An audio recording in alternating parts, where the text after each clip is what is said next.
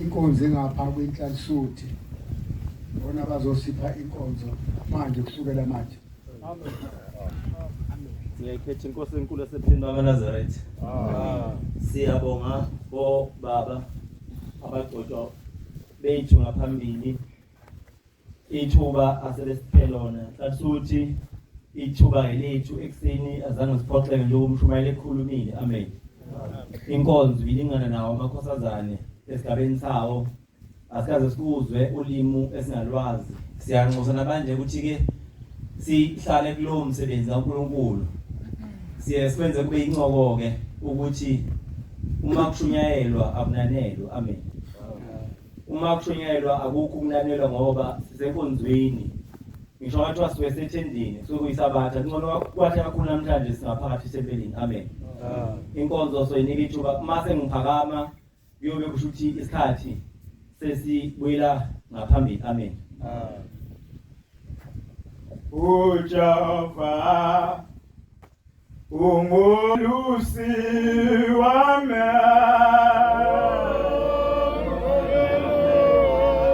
amina angiwe awoyalalisa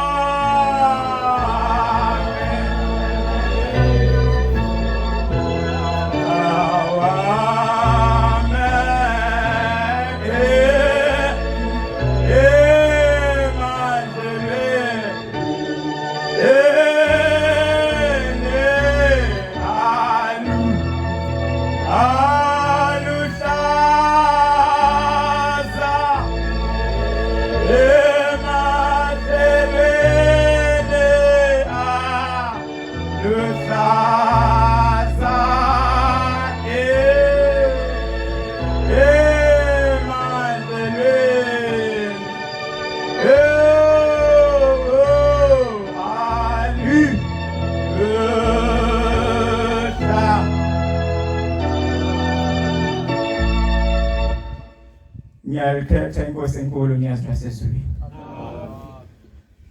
Umfana waNdlovu lo okhulumayo khona lapha eMatuba kwaMpukunyoni. MaNazaretha ayingcwele bengeke ngihlale ngingaphakami. Into engenza ngiphakame nginenkinga ezinyembezi ezivele zibe seduze. Fana nomuntu uma wakhuluma kabe ngendabasho ngeke ngikhale. Bayazi abafowethu esihamba nabo. La sisifike khona kunzima bebona inyembezi ikhophozela nini. Ngoba inabasho ngayihamba kahlungu ukuthi ayisinkukhu. Kuthi ma ikwamdoko umama umuntu amnika inkukhu yakhe. Hambe dayisuze akwazi ukuhamba lelo hambo ezingalo namhlanje. Ingakho ngiyithanda kanje inabasho. Manje lapha ekhaya ngingakhuluma nomfowethu uNgoma eZulu singena kulo muzi. Ngakhumbula mhla ubaba umsholo emkhwanazi sikhulekele enkosini uNyazulu eZulu lusinikeza ibhasi esiyeMpumalanga. Ubunje uthando uNkulunkulu wathanda ngalo thina emhlabeni kwaMpukunyoni. Sanikwe ibhasi ezulwini. Bangifonela ekseni bafethu othanda ukuthi ngihlangane edrobheni. Liyoqala ezantsi eDukudu ngafika gcwala eDukudu ngivula indaba lapha ekhaya. Lapha elagcwala sesifana inkinga manje uthi waseligcwele. Sizoyenza njani indaba esekhumbula. Ngase ngifonela abafethu ukuthi seligcwele ibhasi yababa. Wathi umfowethu uthala la ikhululeka ikhumbule inebhasi la. Na seligcwele ingane iphansi. Yingakho sithe masihleli sabona simkweneta uNkulunkulu ngaleli thempeli. Ngoba ngishinda washisa hamba kuse. Kwakwazi ukuthi manje laqala ikhumbula ngeke libuye liphile. Lingagcwele. Siyazi ngoba silapho uDobe lasezweni liyohamba nathi. Ikhumbula izongena kwi-conference. MaNazaretha ayingcwele ngelinye ilanga inkosi inyanga yezulu ungalezi izinto uma sithela eyalanda lomkhumbi esingaona namhlanje olanda ezulwini yazo ubeke emhlabeni izwe la ubona 1990 yake yathatha umhlangano yoyuse eSwazini Yakethi mayifika kwelinye igaraji elingaphandle eSwazini, yathi mayifika kwathi upetrol kulelizwe uyaphela ngo2 awusekho. Zayimile umkhumbi zingasenawo upetrol zekhanya amalambu kumele umhlangano ongene eSwazini. Uthi inkosi yangezulu yes insizwe endiyayazi osho yathi baba upetrol awusekho amathanga wasenalutho. Alingasekho elinye ingaya kulo. Uthatha aphumiswa nasezulwini safike sayibuka imoto umkhumbi niwaziyo makhamba uNkulunkulu uthatha sishaya kancane sithi wena kudinga eSwazini sithi wena kudinga eSwazini sithi wena sabe sishaya zonke imoto sasuka sathi ishaya imoto ihambe uthatha ashaya ikheza hamba izawungena phakathi eSwazini ngamalamba abuvu. Amen. Ngoba sekusho umnikazi wesonto uNkulunkulu esingayi namhlanje asithandeni nabasho bafethu kodwa siphathe kahle. Amen. Singathi masinikezwe into ehlangakezwe besiyoniwa ngathi. Asiphathe kahle ngoba ngelinye ilanga ilabashiyeka iziphele kuyophela abantu. Bawokhandwa futhi abanye abantu abawohlala kanje bethamela inkonzo yenabasho. Sesambile ethi asingayivumeli ukuthi ife ngathi. Uthi ubheke nje umuntu wenabasho lo nje. Sokusho izinto zikaShembe seyikiya ngathi. Ngelinye ilanga ithi insizwa kaHlambisa sengihlala phansi shamase. Ithi insizwa kaHlambisa iyathindela ebusuku. Ithi yabona abantu bethwela abantu behlule behlabelela. Uthi baba mkhulu kade memezela ngayizolo ukuthi abantu bazohamba beyobhabhadiswa. Uthi ayathindela insizwa kaHlambisa. Yabona abantu bethwela abantu behlula behlabelela. Uthi ayihluphe liphuphu ukuthi iphuphoni lelo ngoba lekhasi iphuphu siyaboniswa. Kuthi ayavuka ekuseni ngoba izwe laliselihle yaku uNkulunkulu ubaba mkhulu afike yaguqa yathi ngithe ngilele ebusuku Nkosi yamakhosi ngabona abantu bethwela abantu behlabelela beyoshona kodwa manje ngilazi liphupho ukuthi lisho ukuthini. Yathi lezo zilwini awuhlambisa ubona indaba enkulu. Yathi laba bantu ababona mina ade ngimemezela izwe abantu bawubhabhadiswa namhlanje. Yathi abantu ababona bethwela abantu abababulala. Yathi makwenza befike bengena emanzini bengavumi ukuthi bababulala bophuma nabese bathwele. Yathi abanye bababulala ngenhliziyo. Bathi sibone bale sengathangafa babathwele namhlanje. Yathi ubona bona impela nabo ngoba befike bengavumi emanzini ukuthi zabulala sibone bana ngenhliziyo bayophuma bese mthwele ngenhliziyo futhi bese esontweni. Bantwana bakaNkulunkulu bengaqonde ekushumela bengabaza umuzwa sekhumbula ukuthi uNkulunkulu awenze awusibekele ikhathi zonke. Nabantwana bakhona inkosi ibusise nekuzwini. Amen. Ngokuphila wemphefumulo yethu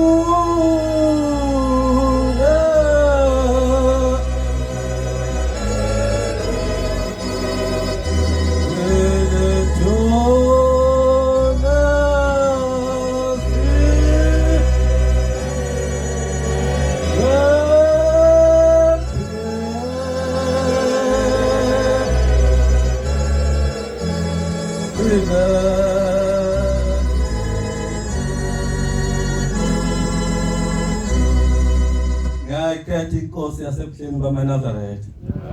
Bafethu ngiyagijima ngiyabona ihlasi ukuthi iningi ngapha ngemuva. Umfana kaMdletshe lona ngelinye ilanga inkosana eyakanqumalo iyaxoxa isitori sayo uma wayo ehambile emhlabeni. Ithi lensizwa ngoba yayikholwa yodwa kubo engekho omunye olandelayo kuleli bandla. Isithi lensizwa iyasonta iyakhonza ngelinye ilanga ithi yaphuma enkonzweni yasemini ithi yafika ekhaya ihlangana nabantu esangweni bayazi ukuthi uma wala kasekho emhlabeni sedlule yaphika lensizwa yathi ngeke wamama ahambe emhlabeni ngisanda kuthola itoho ungakamenzeli lutho yathi ngeke yathi mayifika phakathi kwegceke iyabafica endlini yangenhla bahonqile omama sebehonqela abanye omama kwaround angazi wena kinobuye uround ungekho nje ukuthi ubuhonqa apha ekamereni uthi mabefika ifika lensizwa iyangumawayo uyovula isidumbu ithi hayi ungasasondeli uma wakho udlule emhlabeni ngo1 bengena inkonzo etempelini isithi lensizwa ngeke omama hamba emhlabeni uthi yahlala khona ngasemnyango yahlabelela inkosi etsimakade simi phambi kwakho yaze yavala amehlo yathandaza yabona ukuthi ayikho enye inqaba yasithi ngifunele inaso kadadewethu khona dadewethu ongahlali la ekhaya uhlala esilungweni uthi ayithatha uthi wasondela kuso isidumbu sikamawayo uthi wahlabelela ingoma lethandazela abantu iyaleli bandla uthi yathandaza athi inkosi baba ihlabele sokuthandazela abantu abagulayo kodwa uthandazela isidumbu umuntu ongasekho emhlabeni oshone ngo1 seku3 uthi moya wakho mawuze inkosi ubaphilisa abagulayo uthi yathandaza lensizwa uthi labantu abahlezi lana obaba amazi ushembe babuka umuntu ogulayo ekhanda uthi lo mfana seyaqala ukuphithana ngoba esehanje lo mawayo emhlabeni uthi wathi mayiqeda eyigoqe nansuka eyibeka phansi uthi wasethandaza wathi mayihlala phansi uthi kwenzakala mama ekhwehlela uthi mayikhwehlela umama uthi awumfana wami wenzani ngoba mina kade senginoshembe ngalena yabona lo shembe simkhonzayo ula emhlabeni kodwa futhi ungalihle emndeni yakithi uthi wenzani ngoba mina bengisengizezulwini uthi ushembe kade sengitholile indawo uthi ngasikhathi ethandaza umfana ngalena uthi inkosi uthi ngolenkosazana ngalena uthi besembeke endaweni enhle obona ukuthi sezulwini uthi uyabona mfana wami umfana wakho uyathandaza ekhaya uthi uma ngabe ungakubuyisi emhlabeni uzokuyeka ukukhona manje kuyangiphoqa ukuthi ngikubuyisele emhlabeni ngobe lo mfana wakho uzakholwe kakhulu ngoba uma ugcina ungabuyanga emhlabeni ngeke asangikhonza lo mfana kodwa inkinga yami kusho inkosi ithi ngolenkosazana angazi ukuthi masekushaya insuku zakho sokuthi ubuye emhlabeni uyobusayithola le ndawo bese ngilungiselele yona la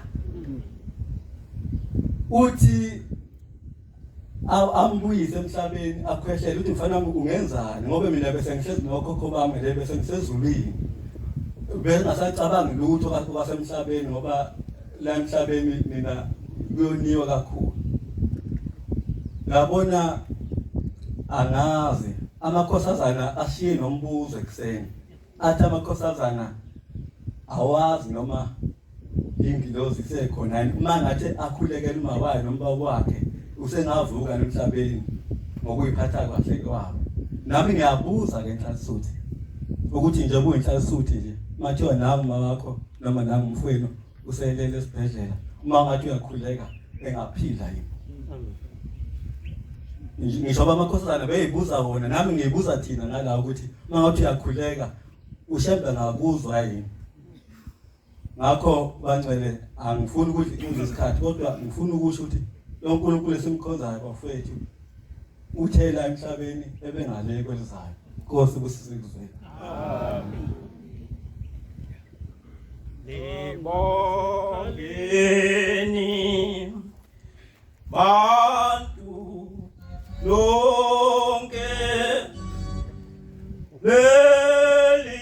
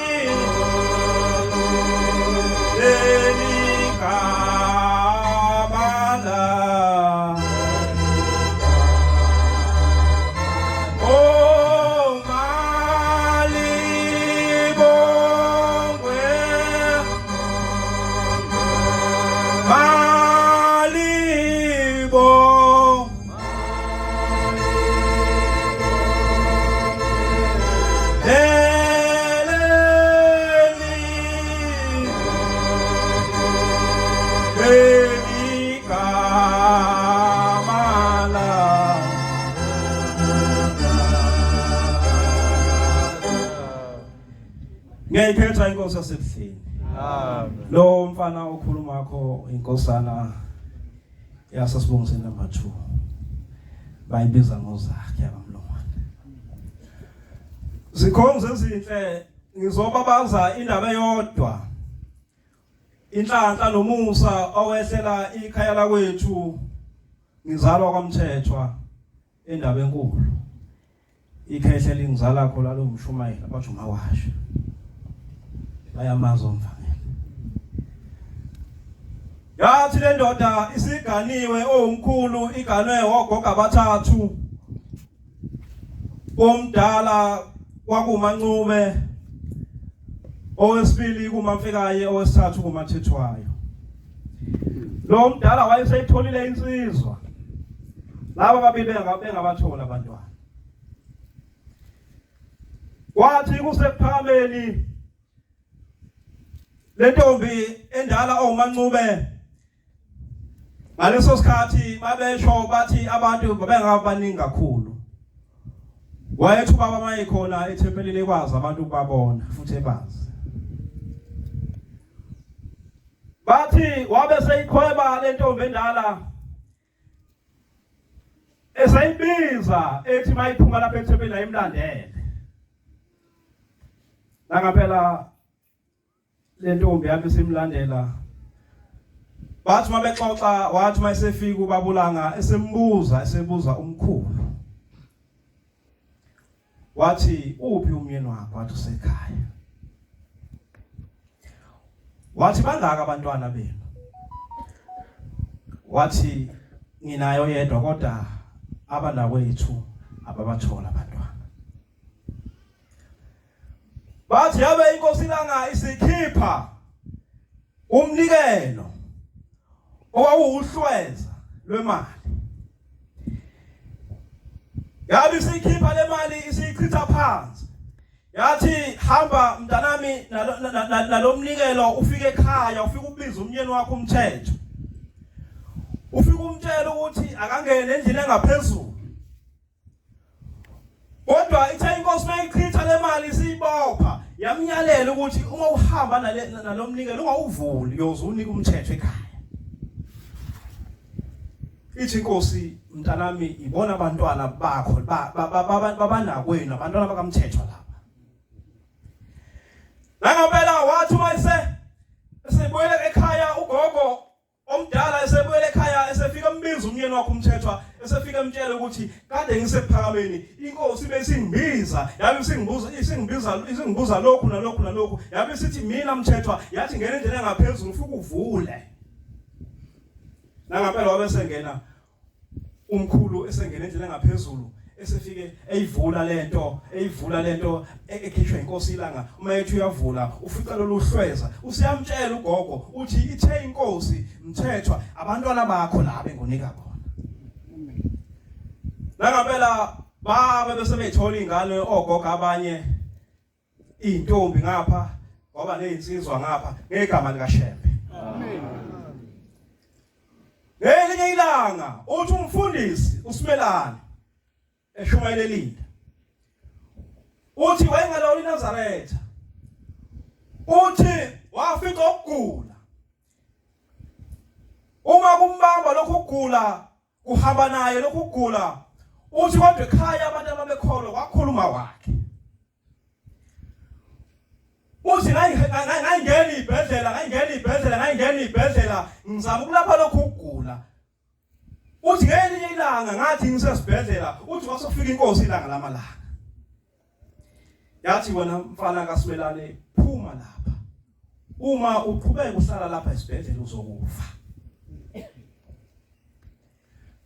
Hamba uzophuma la uzohamba uyofuna umuzi. Namhla lo muzi kuthiwa iDuma besaka. Ngaleso sikhathi kwathiwa imfanela sibonga. Uyothi mawufika lo muzi ufike makuphuma inkonzo. Wayothi abantu sebehleli bese uphakama ngamadolo bese ukhetha inkosi yasephakameni. Nangempela uthi uma ixoxa le ndaba yakhe uthi wabe sephuma esibhedlela eseyakuwo lo muzi lo atshelwa ngawo.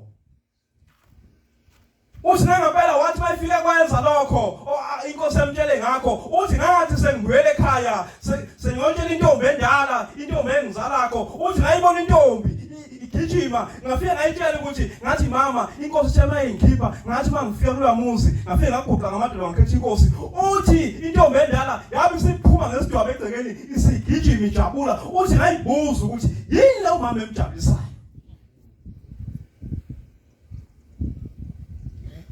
Uthi wathi eseqedile sezohlala phansi uthi wasebuya wasembiza wathi mntanami wathi wasangitshela ukuthi yini engake ngijabulisakho.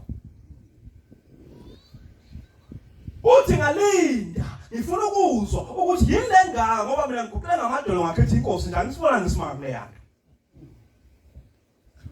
Uthi mntanami ake ngikutshele uyabona ukungijabulisakho ngijabulisa ukuthi ngiyothi uma sengidlule emhlabeni lapha ekhaya inkolo isophela iphela. Ngoba ikhona inkinga enjalo. Njengoba silapha abantu abasha sizobuyisa ithemba kubazali bethu. Ukuthi babe sithela inkolo iyovuka ngathi. Inkosi musenezwini. Amen.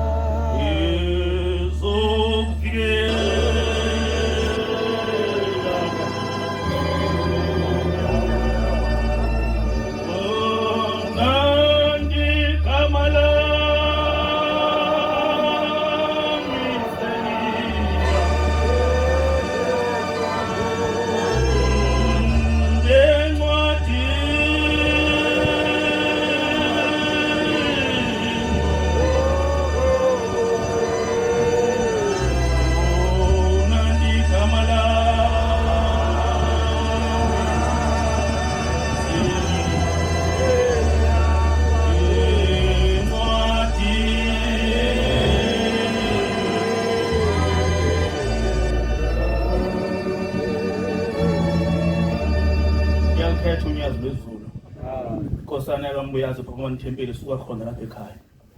Ngizobonga ingilozi kodwa laba kaNkulunkulu uyanenzela umsa. Ikhanda licwebezela. Ngisabizo ngengunguluza ngoba uyababiza ngengunguluza la abagunda amakhanda. Zintathu indaba engizozisha ngabona ngazo uShembe ngayifanele ngoba emhlophe ukuthi uShembe wayiveza ukuthi uNkulunkulu. Eyokuqala ngisonta lapha neAssembly of God. Sindisiwe ngumfana wevangeli omoyenza lutho ngevangeli. Ongeke ungithinte ngoJesu Kristu.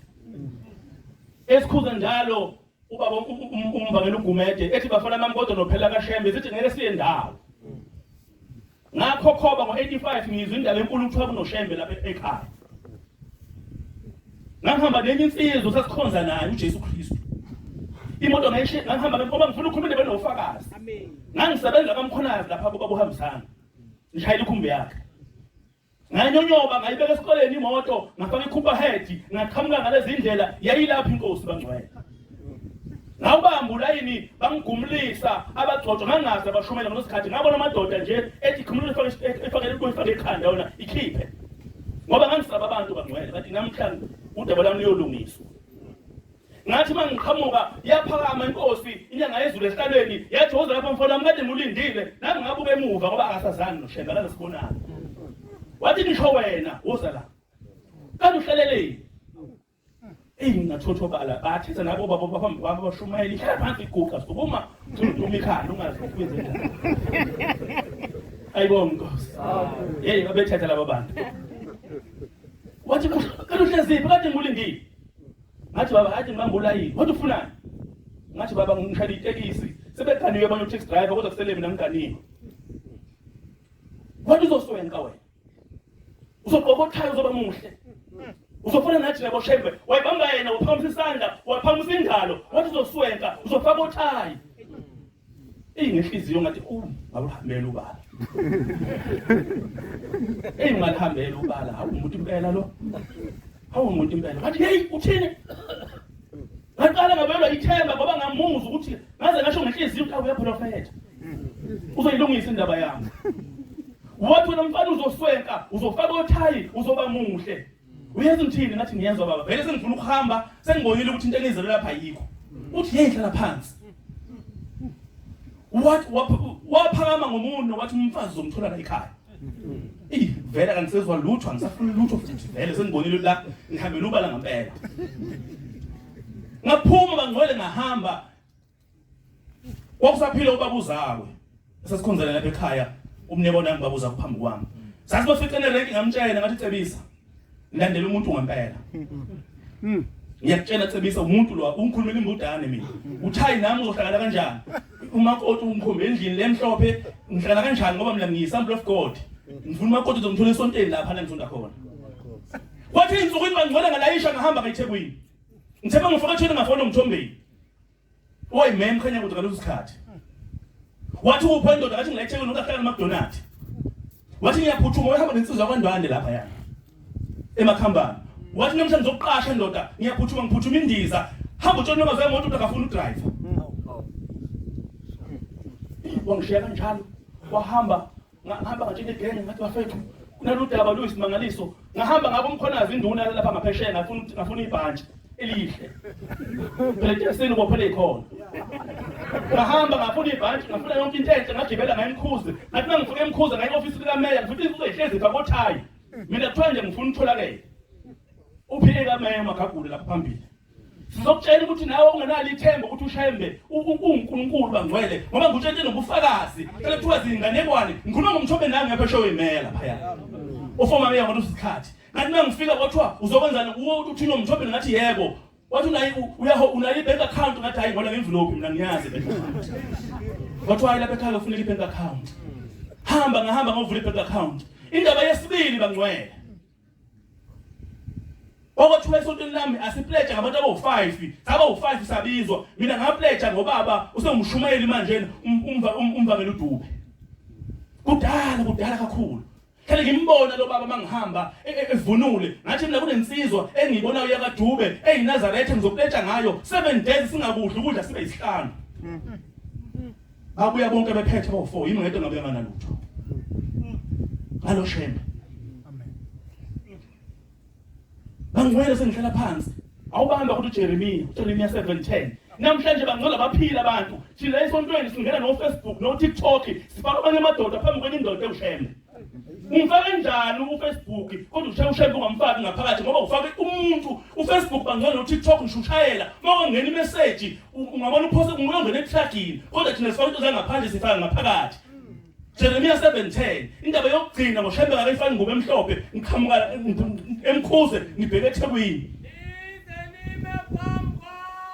nibe kubeka baba kwindawo engiyifunayo ebiza ngegama lakho kubeka baba nithi sikhulekile hayi bambe baba kusiyona ngikejile kodwa yona ibizothi nifaka kanjani izinto engaphandle nifaka ngaphakathi emzini kaNkulunkulu bangcwele ngoba uma ufaka uFacebook kunelata ngaphakathi ufaka inkundla ezimbili ndawonye uFacebook bangcwele umuntu ophilayo okhonzwayo nomuntu oyisithixo akakwazi ushembe ufohla ephilisa abantu kodwa ungena ngaphakathi uya Facebook wena ufaka indoda phambi kunelata bazophila kanjani abantu indaba yokugcina sengihlala phansi ngiqhamuke eThekwini ngihamba nomagagula ngathi mangifaka lapha nesitolo baba uJohn kwezetshe ngihamba ngo200 impela 220 uyazi ngikhansa ama blue light yena ibone imoto ehamba umthombe libona ukuthi luwelwa ikhona ngofakazi niyayazi nangi ngona phambi kwameyazi lo muntu ngiyimpothi gadi ngalo sikhathi ngiphethe impahla enkulu ihlezi lapha esihlalweni sami ngihamba ngedwa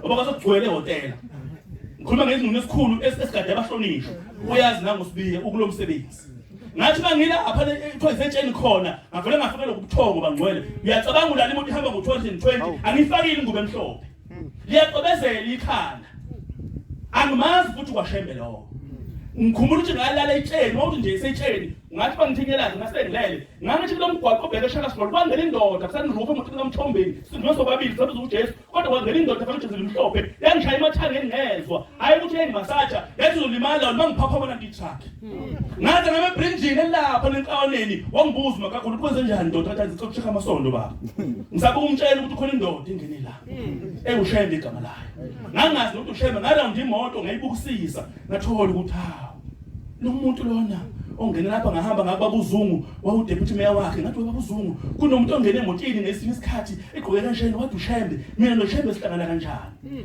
cela into odwa bafethu masiguqule emathempelini asikiyeni ukubhuqoza abantu abadala masinikwe inkonzo nami ngangayifaka le ngubo ngabunda ikhanda makungena umuntu ogunda ikhanda muze ushutha inkonzo yombhaqabula afuna bhaqabula abantu abadala futhi ngamavesi siyacela kodwa inkosi sibuseni ukuzwile amen phakama kwama kubekuhle ngangcono umntwana nje umncane ngwabamtshaya ezweni lasendlejeni ibamba nani ngilibhimbi kangiphwanga uhlabelele cela ke sibhimbe omkhononi wethu sinanzalo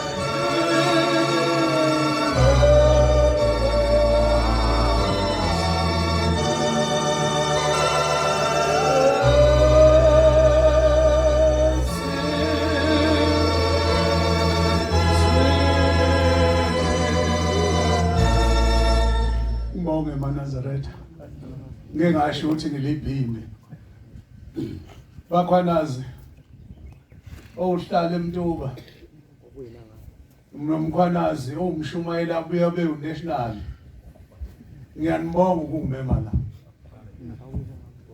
ngiyayibona le yansizwa leya ngicela uphakame manje phakame nje ngamadolo ngami ngenyaka bazokushaya la ngiphathele kahle le yansizwa umne wethu la kuyena ubaba amen umne wethu loya bengimaze shaya induku ephuza ngiyadibanga ngiyaxakeka mase ngibone emuhle kanje ngiyabonga mne wethu uhlala phansi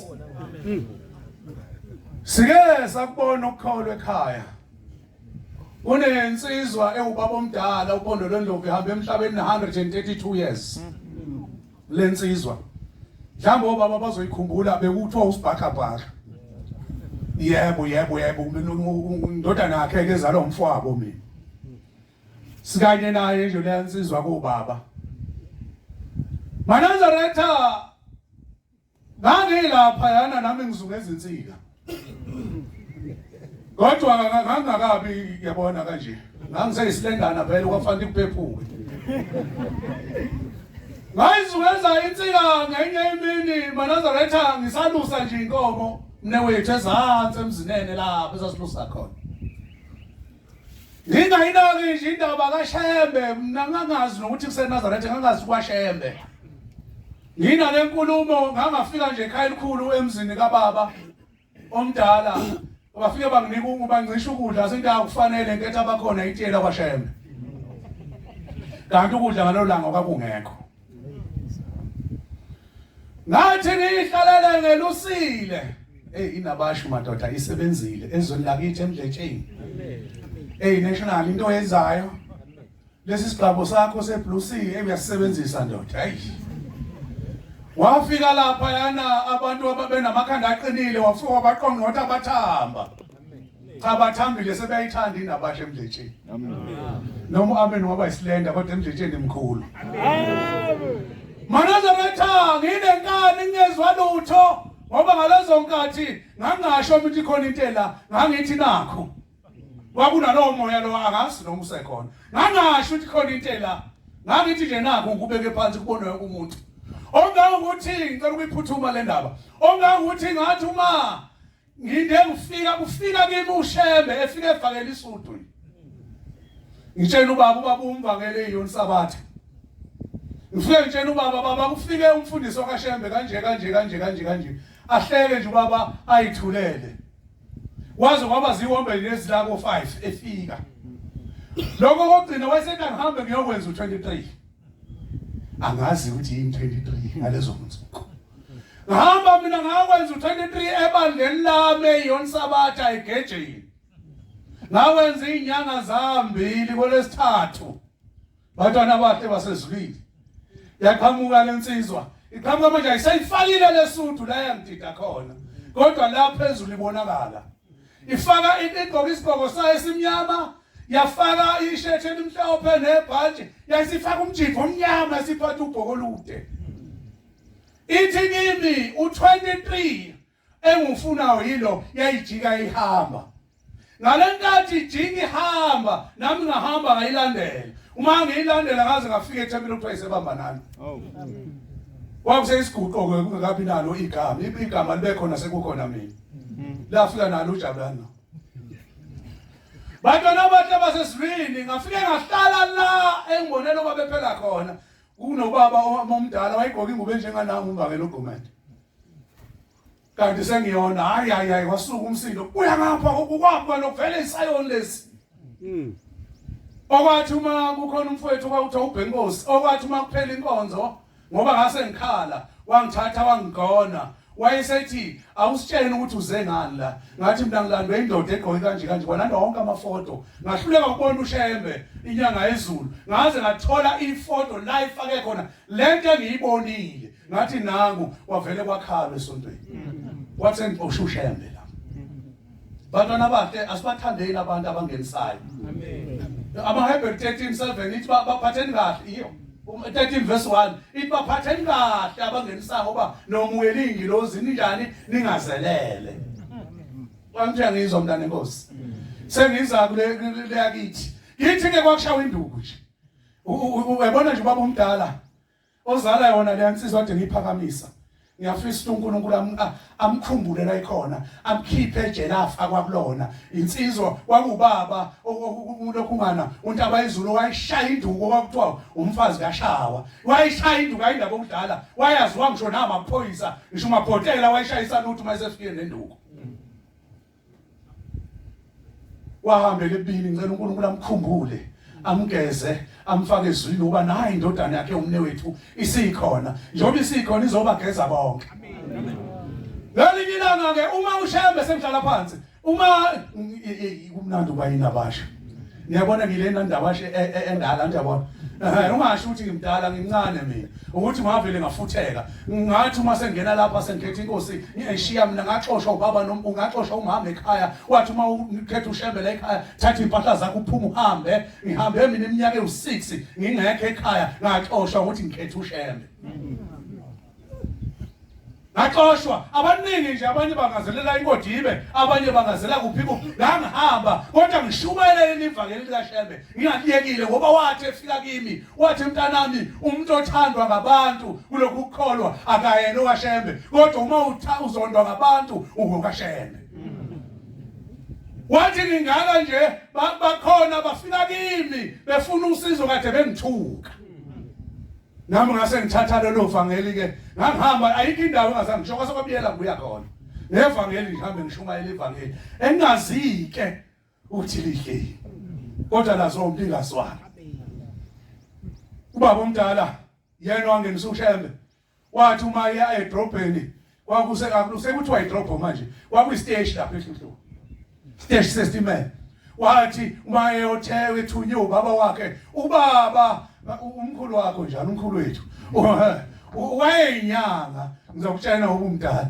wayeyinyanga ngicela uShembe amkhumbule la ikhona ngoba sizwa kuthiwa umkhulu wathi makufunakala umuntu ukuthi ukhona umuntu wayefanta amlaphe wabulala ingane wathatha ingane walapha ngayo umuntu ngoyivuma nani ezakini sikhona ungathanda ezakithi nani babekhona babegaya imbokodo nomuntu bathi bathe ngokungana isitimela ujantshi ungekho bantwana bahle ezulwini mayefika ubaba omdala la ngithembi una 132 years wafika wabona umqalo wendlela ebheke ezantsi enyakatho wafika watholandelwa izizwe mntanami yimi mayefika exoxa le ndaba babe bathathu kwakunguye bese kuba ngo-anti ababili wathi mayefika ekhaya kumkhulu kubaba wakhe wathi hey asilandeli umuntu la asifune umuntu lapha wathi ukume ekukholweni kodwa ngelinye ilanga wagcina seyinazaretha wathola ikhulu leminyaka neminyaka ngaphezulu ekulokhu ukukholo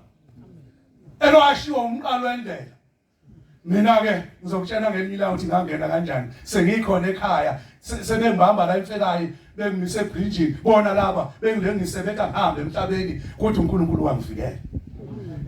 Nabasho sicela uthando nokuhlonipha angijani izwa kahle ungahloniphi umkhwanazi ukuthi mina uma umbona emtuba kanti ekhakini kawuhloniphi ukuthi mina akanaso isibusiso ushiye ekhaya futhi ungayithathi indlela umgcotsho wakhe engazi tshena umgcotsho wakho ukuthi uye endaweni ethile angithi ngiyangizwa ngicela siphatheke uma kwenzeka futhi wase kuthiwa into ethile la wenabasho ungabe emkhulu njengami uboba isilenda ngoba usumkhulu njengami uzogcina usukhohlwa nokuthi ushembe uNkulunkulu kuwe maningi amazwi.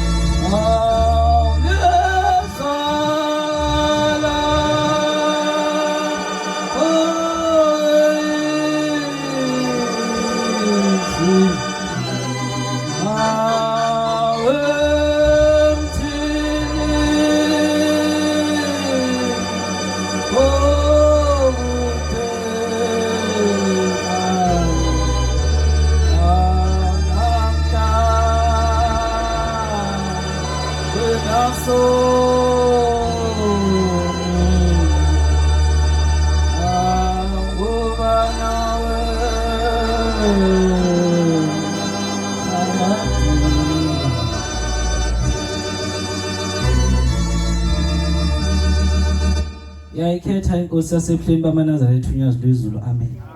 Umfana ogugile wasenhlala kahle number 3 khona lapha kwaMpunyoni amen.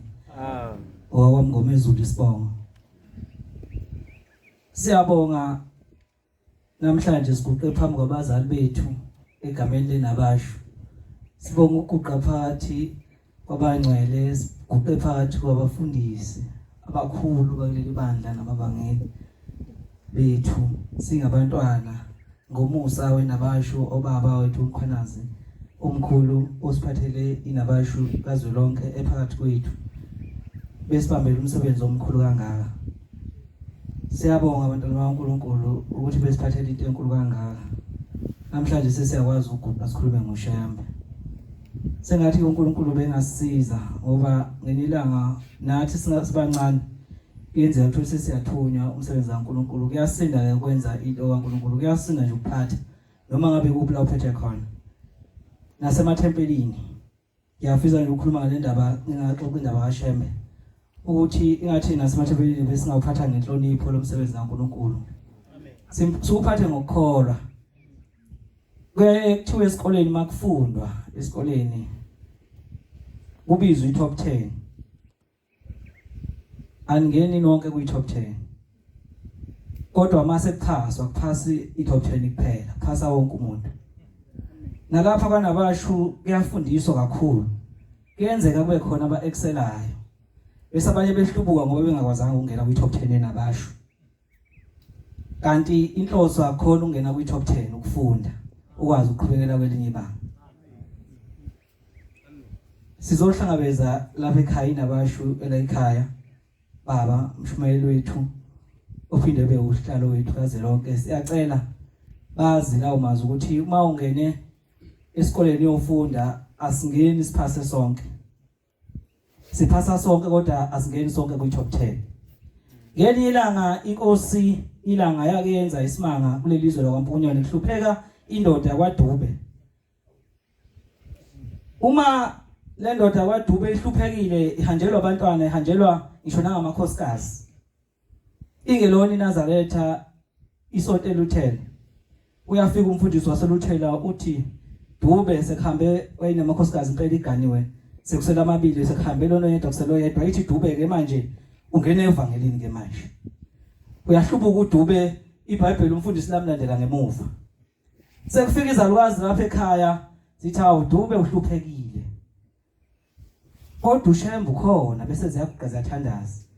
Indoda ihluphekile isiphelelwe izinkomo iphelelwa yonke into ekhona ekhaya ngoba behamba bekhumba ngapha kukhona usizo igijima ngoba ihluphekile njengoba zingana nje amakhosikazi. Isiyabuza indoda yakwaDube ithuphi yena lo Shembe bathi ukhona usemzini wakhe kuthiwa kusemkhayidini. Yadayisa inkomo yayidayisela ubaba wamkhonazi wazi ukuthi uMangwici ngompondo abayisithupha. Yakhala le ndoda yakwamkhonazi wasethi hayi ngizoyithatha ngompondo abahlanu. Ngaleso sikhathi inkomo yayisashibhile izinsizwa. Bavunyelwana yase yahamba le ndoda yakhe isitimela yafika yehla kwaMbonambe yaguduza yahamba iphikele emzini. Ihamba iya kumkhululi bantwana benkosi. Ithi mayisefikile phambi kwenkosi ithi inkosi Dube usufike kimi namhlanje. Usuzozala abantwana abayezokuhamba ukufa kuvalekile kusaphinde bekhona emzini kaDube.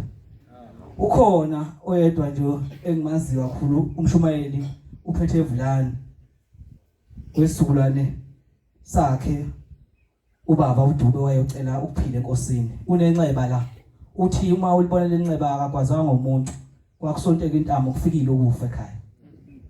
Ngalo Shembe ke amaDube maningi angagcwala ithempeli kumanje.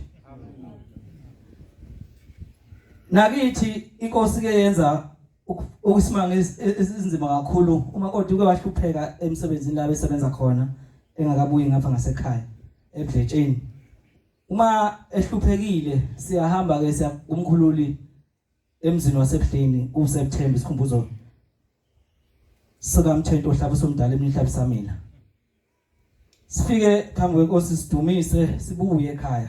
Singalibiki nje lo usizi kube usizi sihamba nalo ukuthi akahleli kahle emsebenzini. Kodwa uthi mayesebuyele emsebenzini kwakhala ingane kakhulu. Isuka endaweni bayazi ke lahlala khona abasebenzayo bahlala bodwa bese kuthi ingane esikoleni zihlale zodwa. Uthi yaqhamuka lengane iza kubo kwaphuma wonke umuntu wababazi kwenze njani. Uma isho lengane ithi iboni umkhulu endaweni lahlala khona lo ikhomba umakoti wasekhaya ithi ibone ikhehla. Ngendlela ingane yayithuke ngayo yayiqhaqhazela baze bayidedele ukuthi ayihambe ngasekhaya. Akubanga kusabuzwa ukuthi yini lobuyiphethe ubuyise endaweni yakhe. Sibabaza kubukhulu bukaShembe sengikhetha abantwana bakaNkulunkulu zingane zikaShembe ukhona uShembe la kwanabasho ukhona abaqedile ezikoleni bazohamba bayomfica futhi nasema university selishintshile igama linathesa singabalekelani nokuphila uShembe nathi sasuka emakhaya kwangekho lutho kodwa ngalo Shembe ufica insizwa ufica abafowenu ufica odadewenu beguqe nawe bethandaze ngiyakhumbula ngelilanga nje sekuzophuma imphumela insizwa kahle kwayo sesithola ke ukuthi degree complete yona yasiyafeyila isifundo seyibalo yakwahle kwayo ngapha komfundisi ohlatshwayo ithi lensizwa awu sengifeyilile mina shuthu wami degree awuzukuphuma sase siyaguqa abantwana waNkulunkulu kwenzeka isimanga insizwa ingelela udegree complete ingaqedile izifundo zayo zonke ukhona esifeyilile ubunzima eniyobhekana nabo phambili nazi ukuthi ukhona uShembe ingasuki uShembe inkosi buseni kuzulu inkosi obusise Bengu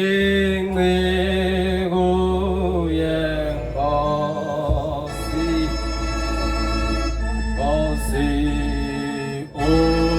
usesole finyembe Gikamani Kosi Kosi Sanke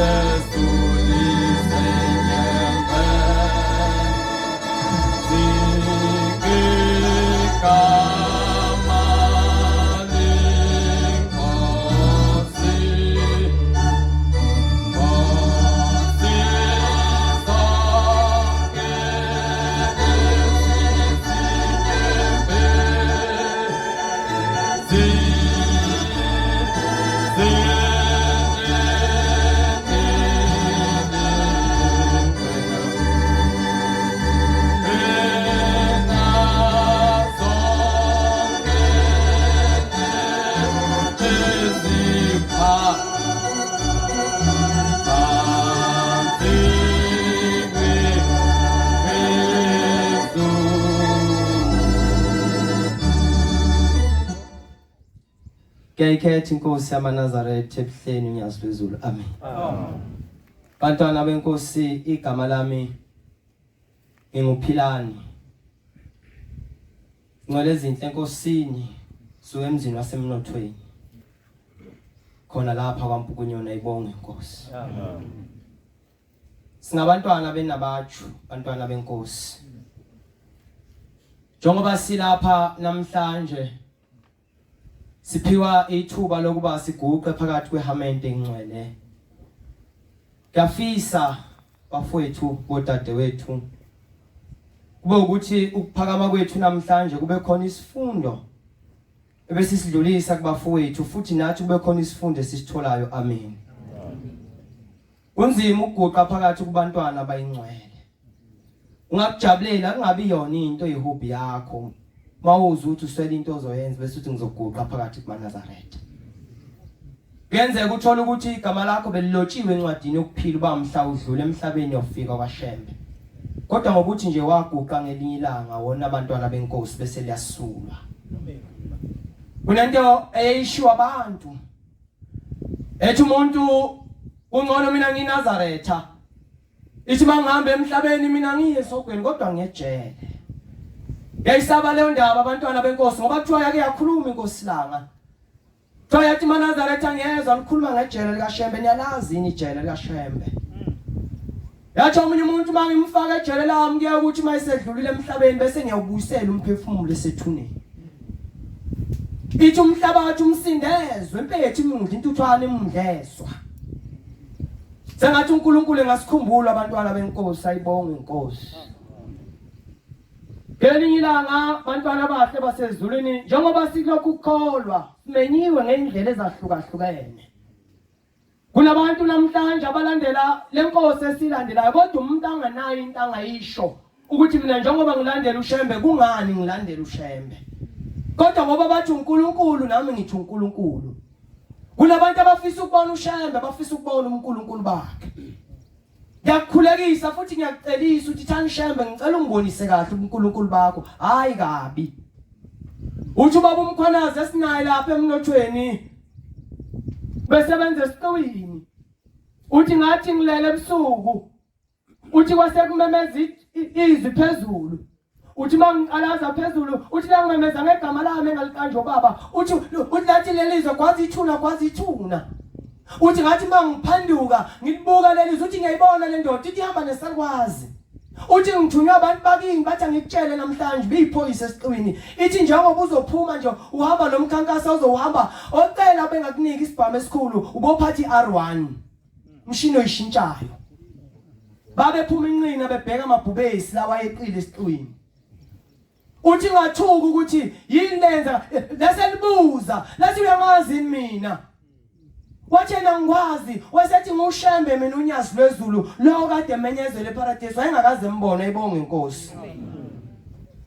Uthi ngathi ngihamba ngiyaphangisa abantwana abahle basezulwini ngoba ngisho ukuthi mawufisa ukubona uShembe ebengathi bungacela thana inkosi uma ungibonisa uNkulunkulu bakho kodwa ngicela ungibonise kahle. Uthi uthe ehamba emgedeni ehamba nobaba uNsibande nangu lapha phesheya entanda abantu osabathe kuphumleni uthi bathe mabehamba begudla ucingo uthi uthe mayisemgodini egudla kanjeni bamtsimanda ungale kocingo uthi laselivuka kanje ibhubesi njenganayo iCamera phambi kwami. Uthi laphelela vuka kanje ibhubesi uthi ngiphethe umshini oyishintshayo. Uthi ngathi ngiyalishaya ngenhlamvu yokuqala yadlula yathi. Uthi laseliza kimi uthi lathi malidluma uthi kwaqhamuka leso sandla lathi hlala phansi. Noma ufisa ukubona uShembe kodwa uthi inkosi ungibonise kahle uNkulunkulu bakho hayi kanzima.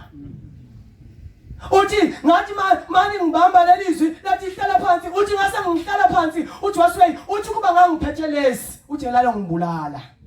Shembe wafika kuye hlala isihlalweni uthi uyangazi mina. Uthi ngalishaya uthi ngathi mangiqeda ukulishaya uthi la fela phezu kwami uthi ibhluke laselimanza ibonge inkosi. Silandela uNkulunkulu angempela. Njengoba sikulenyanga abantwana abahle basezulwini uFebruary. Ngenyanga ezayo sikhumbula inkosi uThimo lenkosazana kwengithinte nje bese ngihlala phansi. Zinsizwa nani izintombi. Bafethu njengoba sikulendlela yokukholwa ngiyanicela uNkulunkulu azanukhumbule. Lolu hamba alula futhi lunzima kakhulu. Iyasuka indoda eyixakeke kakhulu kunabantu abahluphekayo baba. Abahlupheka kakhulu umuntu mayifuna umsebenzi akawutholi. Kunomuntu oqaleke ngalendlela eyisimanga noma ngabe kuthiwa uphila nabantu mayikade ehambile nabo bona befike bephumelele kuleyo yena engayitholi. Nalensizwe yaqaleka isikhathi eside yayisiyahamba enkosini uThingo yathi mayifika kuye kumkhulu lweyiboshwa yathi Shambe ngiyahlupheka. Yathi ngisho singavuka sizinsizwa siyofesa wathi ziyoqashwa zonke wathi mina ngeke ngize ngiqashwe. Uthi banguthola umsebenzi itohola amahlala isikhathi eside lashesha ukuphela. Uthi wayesethula omdala weinsuku noma ungakwenza la wenza kodwa uShambe uyabona. Uthi wayesethula wayesethi uphi lo wesifazana ophila naye. Kunabantu la insizwa abangabafelwa kodwa bazi. Kunabantu abafelwa izingane kodwa bazi. Bangobaba lezo ngane namhlanje ziyabakhala izinto zabo zivalekile. Umuntu uthi uyathakatha kanti umfelwa akaze gezwe futhi akaze gezeke. Uthi umuntu wesifazana ophila naye. Uthi babukho uthi khona umuntu wesifazana ophila naye. Ithi la umuntu wesifazana wakhipha ingane. Ithi ngale nkathi wena wembatha naye umphefumulo lengane wahlala esibelethweni sakhe. Wawusulindela ubaba wayo. uthi ngale nkathi ungena wena wasunamathela kuumphefumulo uthi ngoba uhlupheka nje lengane ihleli kuwe ithi baba ngizokwenza njani ithi funa umama wakhe lo nimqamba igama nimgeze nimenzele ilathi nimgqokisa impahla wathi mfana wami uyophumelela uthe mayisehambe isibuya ingqondo athi ngizomthathaphi wayesebuyile ezulwini baba ngimazi ngizomthathaphi wathi nama ngazi wathi kanti wena ubani owambatha naye bangaki wathi nama ngazi baba nosizi wakhala kakhulu ngiyanifisela insizwa uma silihamba lolu hambo kusasa ushembe engagxekwa kuthiwa naye inkosana iyahlupheka uphi kanti lo shembe kanti ukuhamba kwakho akukaze kube kuhle kanti awukwazi wenze kahle kuthiwa lo shembe kanti usiza kanjani kanti uxakwe izinto ezixake wena hayi izinto ezixaka ushembe Isaiah 59 verse 1 sengihlala phansi sandla sakhe asifinyeziwe ukuba singasindisa ndebe yakhe inzima ukuba ingezwa ithi kodwa ukona kwethu kubusithile ubuso bakhe mhlawumbe uyamemeza ushamba kakuzwa ndoda wonile sengathi uNkulunkulu engasikhumbula namhlanje madoda masikule nkonzo sazi ukuthi nje njengoba singabantwana benabasho kusasa lokho kusayithi soba ngamaNazaretha kusasa uNkulunkulu asikhulise ngevangeli inkosi ubusisene kuzweni izanene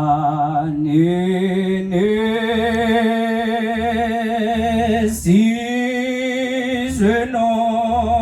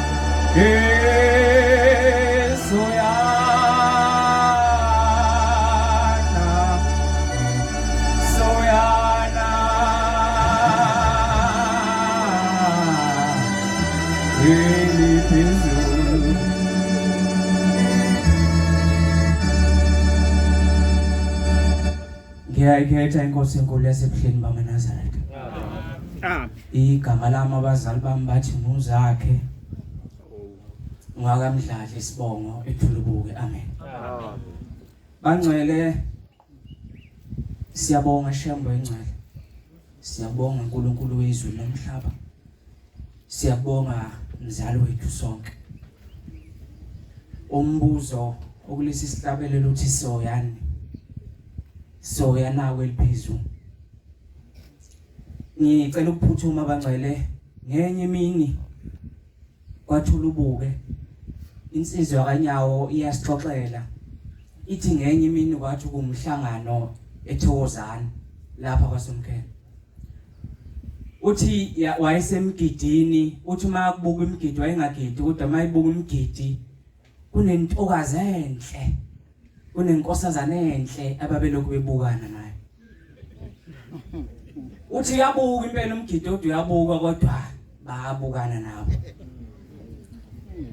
uthi wacaca ukuthi naye umuntu ophuthumayo kanti nesimo siyavuma uthi wathi maya siyokuhlakazeka sekubusisiwe imigidi uthi babenqwamana nalenkosazane uthi bakhuluma ulimi bazwana uthi wacaca ukuthi into ithi usukela namhlanje nje ntambama ngihamba naye lenkosazane ngekhaya uthi kwenzeka ngalendlela okwenzeka ngayo uthi wathatha imoto wayigibeza lenkosazane inhle lenkosazane uthi ngathi mabefika ekhaya khona ngapha nje nganena ngakobhekuzulu uthi bathi mabefika ekhaya uthi basebeqala bekhuluma nalenkosazane yathi uyazi insizwe yezulu ngizwa nguzwela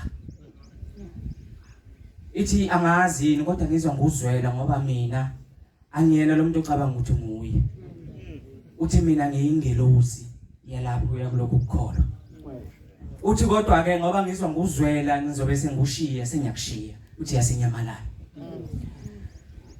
enye imini bangcwele indaba iyaxoxa uthiwa kwakukhona izingane ezimbili sengizohlala phansi lezi izingane zayidlala uthi kodwa inkinga uma idlala lezi izingane zidlala eduze kwasekhaya kwabelenye ingane uthi zadlala nje zadlala zasezibona izulu lishintsha uthi yasithi le yaseduze yasiqhubeka isidlala lenye ingeyakude uthi mase idlala lezi izingane zaqhubeka lacaca izulu ukuthi cha selilimbi impela yasisho lena ukuthi cha sekufanele ngihambe manje yasithi le yaseduze ayi asithi ukudlala kancane uthi kwaqhutsheka kwadlala wacaca manje ukuthi akusekho ukukhuluma sekuphoqa ukuthi lengane yakude mayibone eyakubo uthi kodwa le eyaseduze anayo yabona ukuthi asisekho isidingo sokukhuluma sizulu selilibi angingene kithi lona aqhubeke nendlela yakhe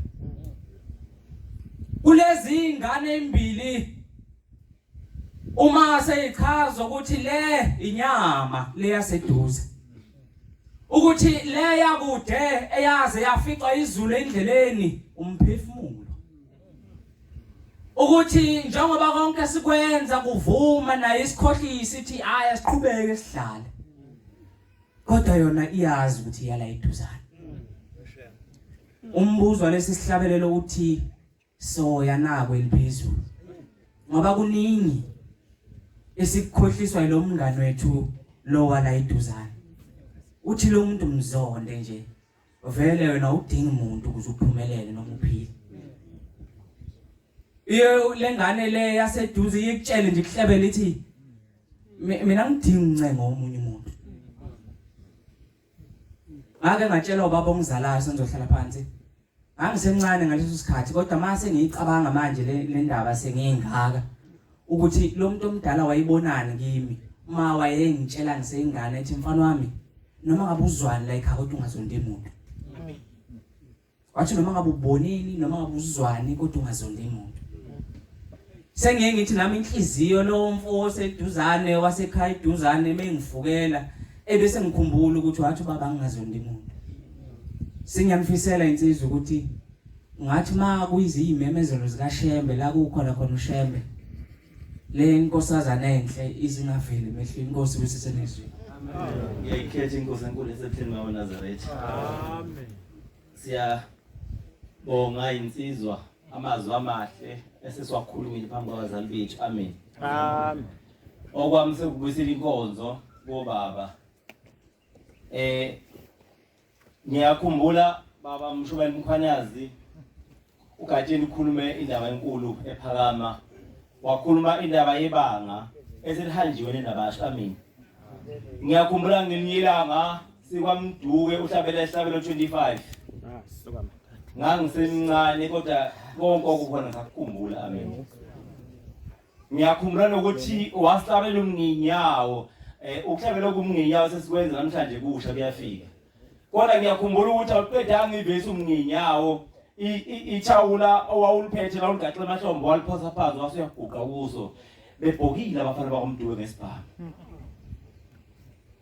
khona abantu babekhona amen mhlawumbe inhlambe zadutshulwa zazingaphika 40 bebhokile kodwa akekho noyedwa walimala ngoba sasihlangene ngoNkulunkulu mala sayingcwele amen nje intombi kuseni mayishumela zithi azazi noma inansuka isengamphilisa lomuntu namhlanje le yampilo yami engaqhamuka sihlangene kanjena angazi noma nami isengasiceza sonke yina noma mina ngangithola inhlamvu kodwa ngalela langa ngoba kwakuyizingane ezazizwa enhlambini ezaziya emashumi amahlanu akukho neyodwa inhlamvu yashaya ingane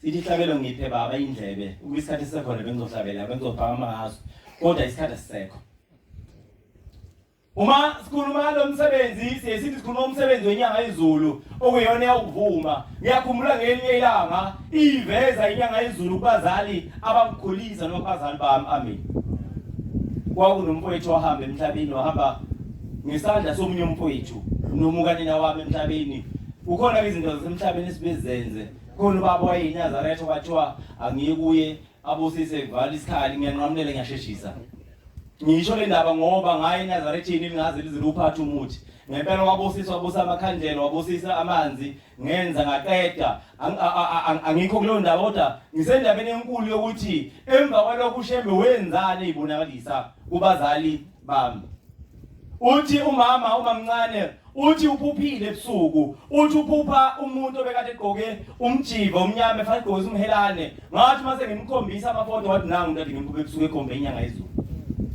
uthi uphupha lo muntu ephethe ihawu ephethe induku uthi beqhamuka egcekeni kuzowa ummese uthi wawushaya uthi beqhamuka ucelembe uthi wawushaya uthi beqhamuka uhubha uthi aqhamuka izikhali zaba ulayini izowe legcekeni uthi wayishaya uthi egcini kwaqhamuka isibhamu uthi washawazi wandiza uthi ngathi ndiza nomuntu ngethuka ngaphaphama kanti uShembe uzovala isikhali ekhaya amen uma simthemba uShembe asidingi ukuphatha ikhali uma simthemba uShembe asidingi ukulimala ngezikhali ngoba nathi asizukuyiphatha kwaqala nganginaso nami phela ngithi ngabafana sibesakhula ehlathini kwaqala lapho salahleka kwaba mhlawumbe izinyanga ezimbili ezintathu satholakala saphinde salahleka ukuze namhlanje ngisasashona ngoba uShembe wayesesivalile isikhali egcekeni ukuthi akasidingi isikhali mara siklo Shembe loyo Silo Shembe loyo umele simthembe emini simthembe ebusuku simthembe sihamba noma yinini sihambe naye noma zibikhathi noma kukhulu kulo umuntu umthandazelo wazi ukuthi umthandazela ngethemba ukuthi uShembe uzophila umthandazelo igama laShembe amen kunendaba eyimfanikiso yeinyosi nezimpokane eyichukela umshumayelo ekhaya uthi wakhona inyosi uthi ke siyazazi zonke inyosi ukuthi mayihlala khona zeyikhanda umsebenzi wazi ube muhle siyawazi kulelizwe langaphesheya futhi utshale nje ukutshalwa inyosi kuthiwa kodwa ngenye ilanga lo msebenzi weinyosi wajoyina impukane uma zihamba inyosi zinemvunge ungenzeka ukuthi nathi siyithanda imvunge ukhulumile ekseni ngokukhuphuka sesithi siyakhuphuka base zesona uhlabele kanti sithi siyakhuphuka mhlambe imvunga yokuhlabelela yona ekwenziwana namhlanje mhlambe inabasho ukuthi kunenabasho kunabantu abaningi kuzoshunyelwa ngemicrophone kushaya ogani kwelami ithempeli ayikho imicrophone mhlambe ikhona ukwenziwana namhlanje kodwa awulizwe zikaShembe futhi awukho emsebenzini kaShembe inhliziyo yakhe ayikho emsebenzini kaShembe kuthiwa le mpukane yayijoyina inyosi kuthiwa kwazase zowenza umsebenzi inyosi